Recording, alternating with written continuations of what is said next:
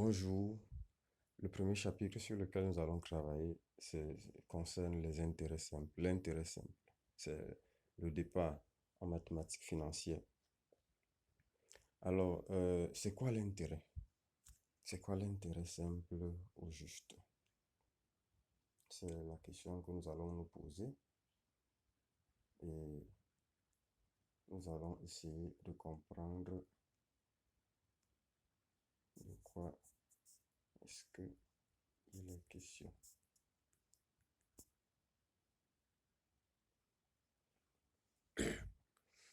Alors, il y a le fondamental, d'abord en intérêt, en mathématiques financières, qui est l'intérêt simple.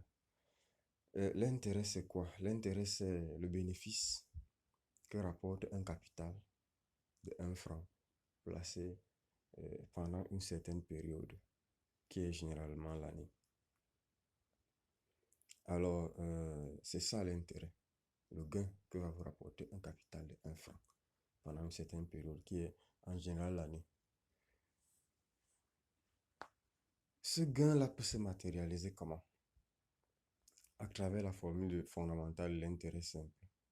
C'est-à-dire, on se pose la question, si on a un capital donné, placé pendant une période donnée, à un taux donné, qu'on appelle le taux d'intérêt, il rapporte quoi comme intérêt, comme bénéfice? Parce que le taux dont on parle, c'est en réalité un prix. Nous allons donc commencer. La première leçon sur laquelle nous allons travailler, c'est donc la formule fondamentale de l'intérêt simple. On est dans les fondamentaux.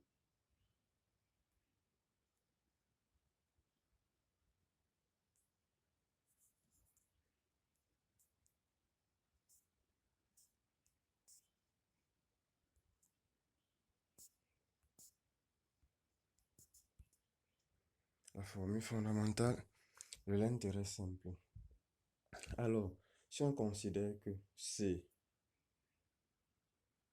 si on considère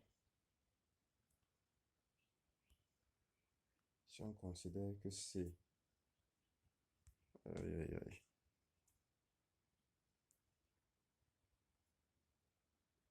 Si on considère que C est le capital qu'on place,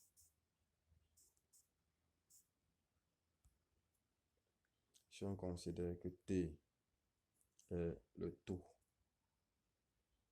de placement ou alors le taux d'intérêt, mais j'ai dit le taux d'intérêt, c'est en réalité un prix, et que N, c'est la durée du placement,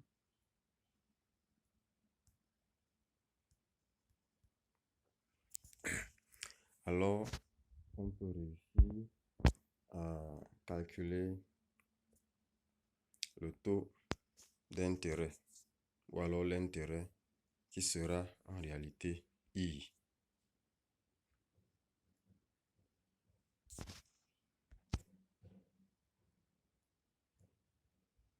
Alors I, l'intérêt, sera égal de manière élémentaire au capital multiplié par la durée multiplié par le taux d'intérêt.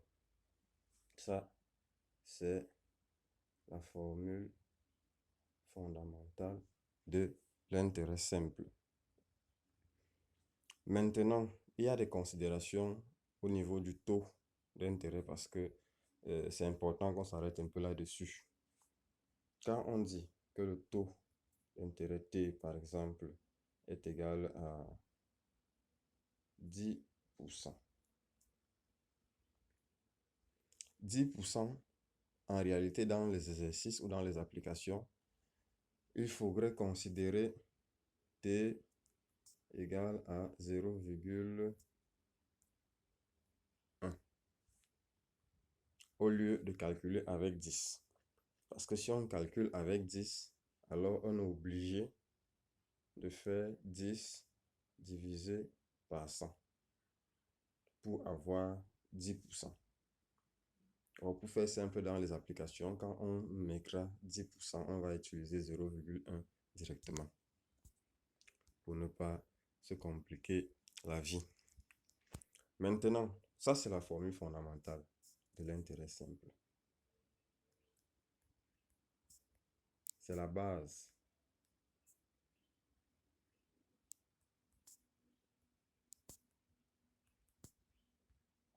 C'est la base de tout ce qui va venir dans la suite.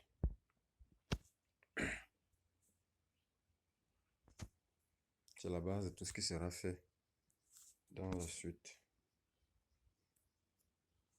Voilà. Alors, maintenant, il y a deux autres considérations qui sont importantes et qui tiennent à la durée.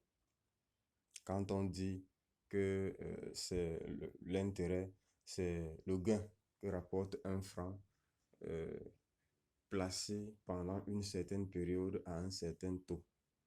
La période là, quand elle est décomptée en jours, il convient d'utiliser comme la période est généralement rapportée sur l'année, il convient de déterminer la proportion que cette période-là représente par rapport à une année.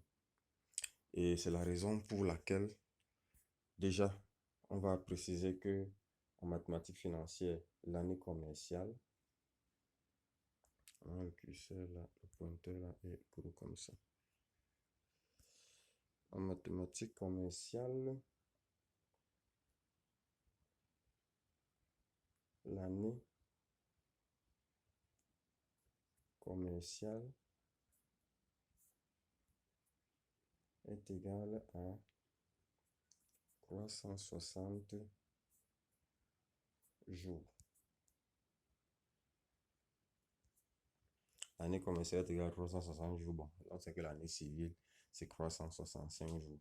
Donc, en mathématiques commerciales, on considère que l'année commerciale est égale à 360 jours. Et on considère également que le mois commercial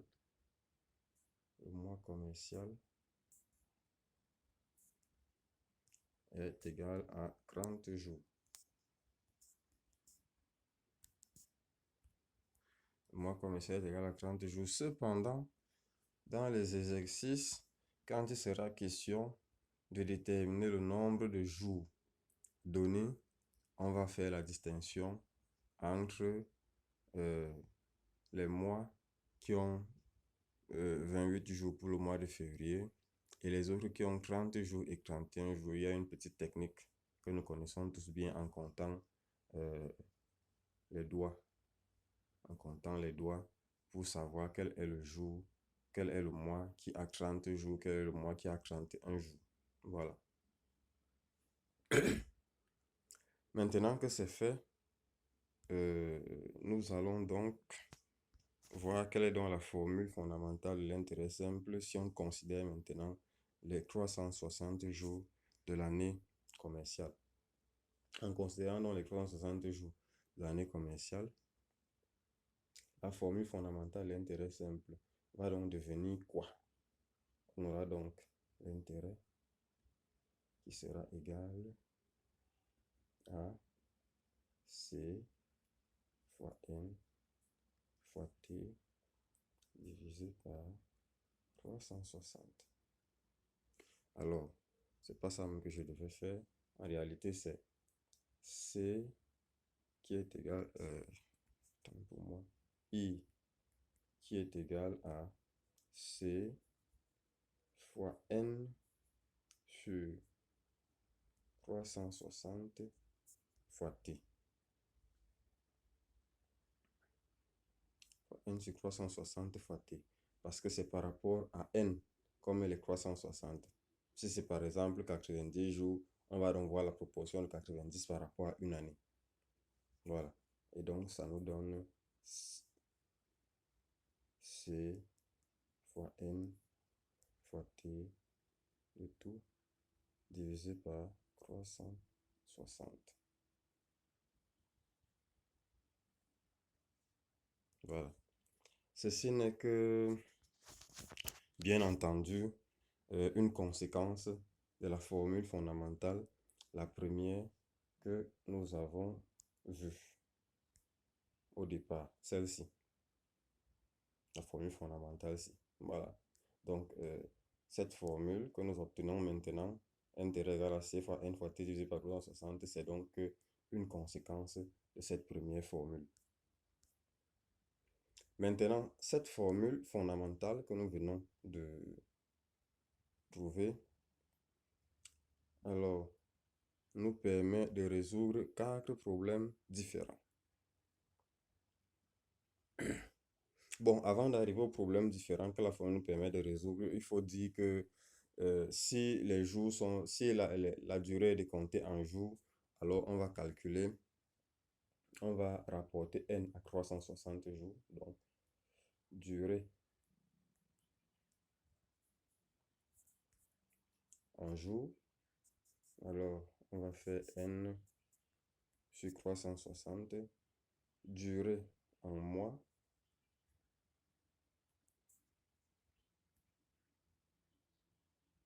durée en mois,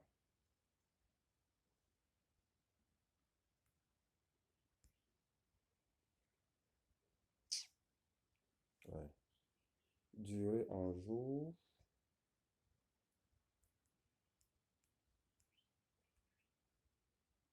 alors on rapporte n sur 360,